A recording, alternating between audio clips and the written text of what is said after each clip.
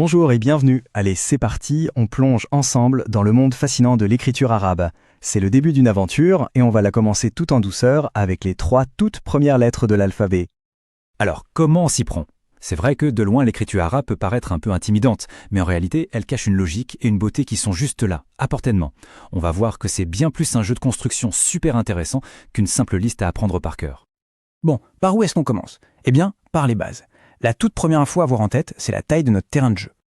28.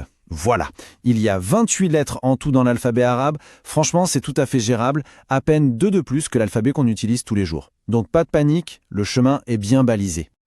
Ok, attention, voici le concept clé qui va tout débloquer.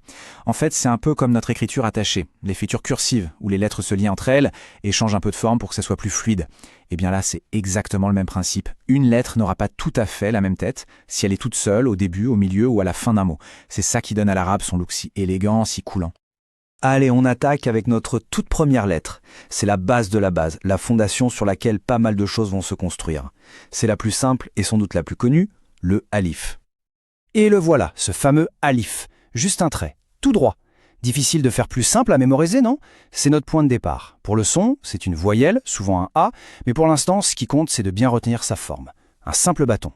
Et ce qui est super intéressant avec le alif, c'est son caractère. C'est une lettre un peu indépendante. Elle ne s'attache jamais à la lettre qui la suit. Regardez bien. Au milieu ou à la fin d'un mot, elle se connecte bien à ce qui vient avant, mais il y a toujours une petite rupture juste après. C'est sa marque de fabrique. Pour que ce soit plus concret, voilà un premier mot, Assad. Assad, ça veut dire lion.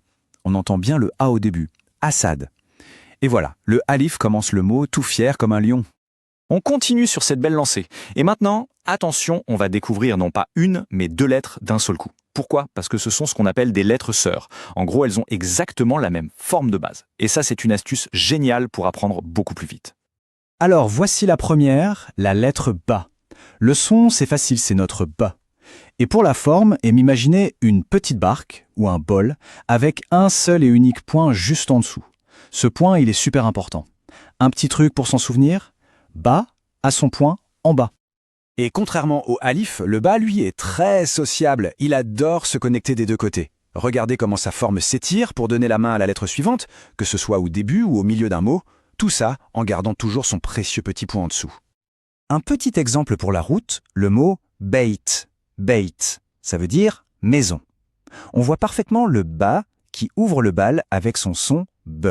Beit. Et maintenant, voici sa sœur jumelle, la lettre ta. Le son, c'est notre T. Et là, observez bien. C'est exactement la même barre que le bas.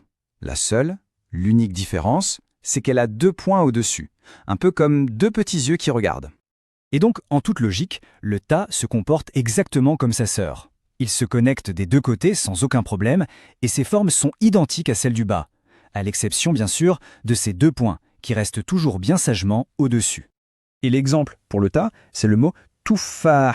Touffah qui veut dire pomme. On entend très très bien le ta au début. Touffah. Et voilà, c'est ça, un peu la magie de l'alphabet arabe.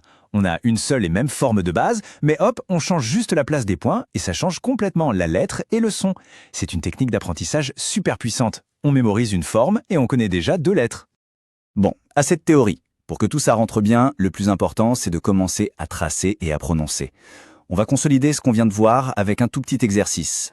Le plus important, c'est vraiment de créer le lien entre ce qu'on voit, le geste de la main et le son. Alors prenez juste un petit instant, tracez le trait du alif, ensuite la barque du bas avec son point en bas, et la même barque pour le ta avec ses 2 points en haut. Et en même temps, dites-les à voix haute, a, ba, ta. Et voilà, les 3 premières étapes de notre voyage sont déjà derrière nous. Finalement, ce n'était pas si compliqué, hein. Chaque nouvelle lettre, c'est comme une nouvelle porte qui s'ouvre. Donc, si on résume, on a le alif, notre pilier vertical.